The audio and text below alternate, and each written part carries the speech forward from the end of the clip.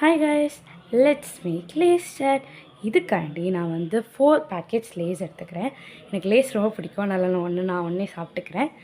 அப்புறம் அதை நல்லா க்ரஷ் பண்ணிவிட்டு அது வந்து ஆனியன் வெட்டணும். ஸோ அதுக்காண்டி ஆனியன் வெட்டினேன்.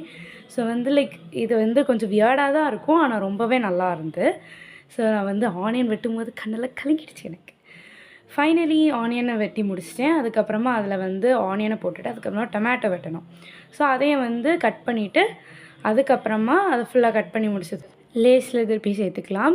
ஸோ இதுக்கப்புறமா வந்து இந்த சில்லி பவுடர் போட்டுக்கலாம். ஸோ கொஞ்சம் ஃப்ளேவராக இருக்கிறதுக்காண்டி. அதுக்கப்புறமா ஹாஃப் லெமன் எடுத்துக்கிறேன். ஸோ அதையும் வந்து நம்ம வந்து புழிஞ்சு ஊற்றுக்கலாம். ஸோ இவ்வளோ தான் அந்த டிஷ், அவ்வளோதான். ஸோ ஈவினிங் ஸ்நாக்ஸ்க்கு ரொம்ப பர்ஃபெக்டான ஒரு டிஷ்னால், ஒரு ரெசிபினா இதுதான். கண்டிப்பாக வீட்டில் ட்ரை பண்ணி பாருங்கள். ரொம்ப நல்லா இருந்துச்சு, சூப்பராக இருந்துச்சு, வேறு லெவலில் இருந்துச்சு. ஸோ நம்ம நெக்ஸ்ட் வீடியோ பார்க்கலாம். பாய்.